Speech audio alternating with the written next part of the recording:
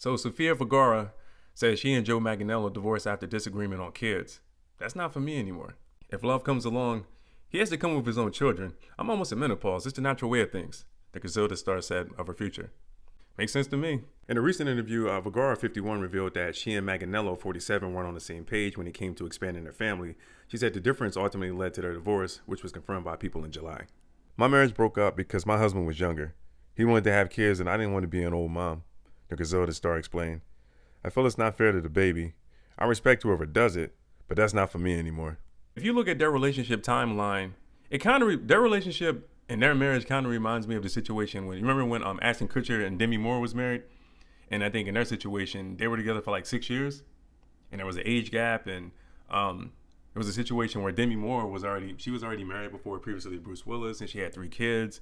And Ashton Kutcher, he was much younger. And at some point in their relationship, I knew he would want to have children too. This situation kind of reminded me of that situation. Because most men, when they get married, they do want to have children of their own.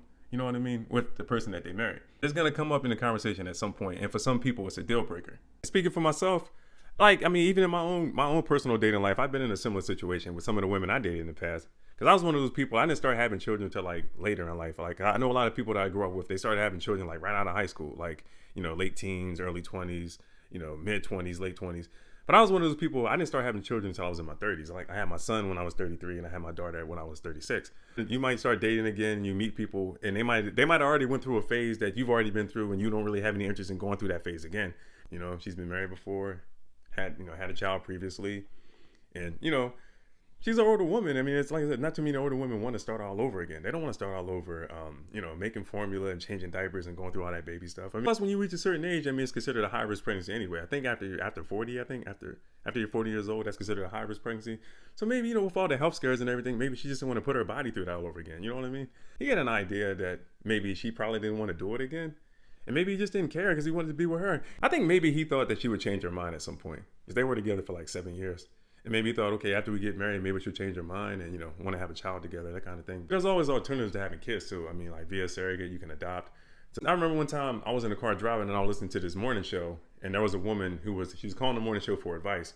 Long story short, I think what happened was this woman was married to this guy. She met him in college and they were married for like 10 years. And long story short, he told her from day one that he never wanted to have children. But I think she thought at some point he would change his mind. But he never did. So she's calling the radio station saying, hey, I married my college sweetheart. We've been married for 10 years. I'm madly in love with him, blah, blah, blah, that stuff. We've been married all these years. We have a home. We have a beautiful life, all this stuff, but we don't have any children. I'm still pressing for kids, but he doesn't want any kids. So what should I do? Should I stay or should I go? It was that type of thing. And I'm thinking, you should go. Because this dude's been telling you since the moment you guys met in college. He never wanted to have children. He said yes to marriage and, you buying a home and having a life together, but he never wanted to have kids. And I was just telling a friend the other day, you can fall in love and date whoever you want, but you can't always make a person want the things that you want in life. And ultimately, I think relationships work out better when 2 people want the same things. So if you want to get married and have children, and he wants to get married also, but he doesn't want to have children, there's no point in you even going down that road, because there's no guarantee that person is going to change their mind. So you might as well just move on. And I'm pretty sure with him, that's going to be the case. I bet you the next person he dates, he's probably going to have a couple kids like back to back, and he's probably going to date a much younger woman. That's just what I think.